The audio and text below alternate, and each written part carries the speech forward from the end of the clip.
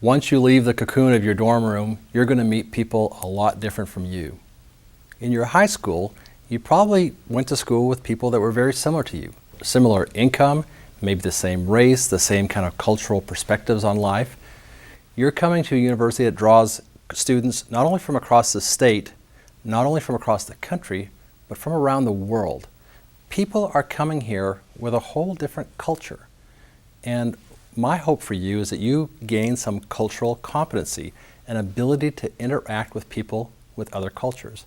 And the secret to that is mostly about respecting other people's cultures. What is culture? Culture is just a set of rules that describe how people should interact with each other.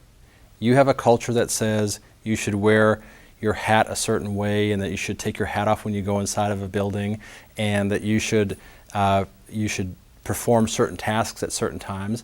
Other people from other countries and other societies have their own culture.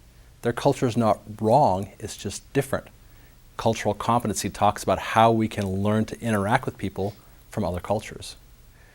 The great thing about culture is it provides us shortcuts and allows us to predict other people's behavior. We know how people from our culture will act in a certain situation. The problem is people from other cultures will act differently because they've got their own set of shortcuts, their own set of expectations for how people will act in a given situation. The problem that we'll face is that we'll go into a situation and expect people to act one way and they'll act a different way, and how we react to them, how we respond to them, will affect our relationship with them. The problem with these shortcuts is that we expect everyone to follow the same shortcuts, and when they don't, it messes up how we expect things to happen.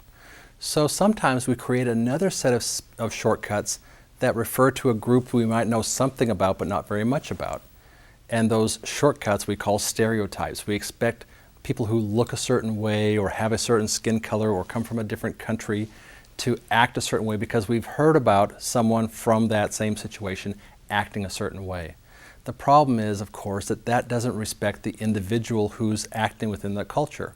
And you're overgeneralizing from one person or one bit of information that you learned about a culture and applying it to the whole culture. Stereotypes are dangerous because they lead to something called prejudice or prejudicism. Prejudice means prejudging someone based on some preconceived notion about how they will act. The problem with prejudice is that it ignores the individual who is an individual personality and individual characteristics that may be distinct from that generalization you made about the culture before.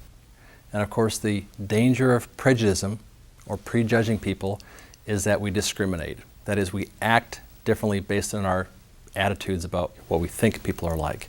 And what we want to avoid is being discriminatory against other people where we limit their access to things that we have. Here's a small example about how discrimination and prejudice can work in the real world. I live in Headington Hall, it's the athletic dormitory, and a lot of the students who live there are student athletes, but half of them are not student athletes, they're just regular students. And there's a student who was walking down the hallway, big, tall, thin guy, and I asked him what sport he played. And he said, people ask me that all the time, but I'm just a student here. And because I had this shortcut, this prejudice about how people look who are student athletes, that they are tall and thin and athletic, and that they're different from the rest of the student body, I was, in my mind, thinking about him differently already. Now, if I was a discriminating person who discriminated against student athletes, I might have treated him differently because I thought he was a student athlete. So sometimes looks can be deceiving. Sometimes we act based on what we see and what we believe about people, and the consequences can be dire for the recipient of our actions because we act discriminatorily, especially if we're in the powerful situation in the relationship.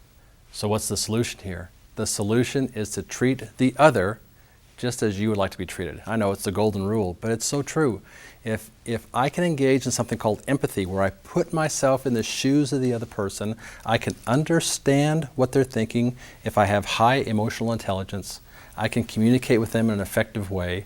I can create a relationship with that person, and I can strengthen both his or her stance at OU and my own as well.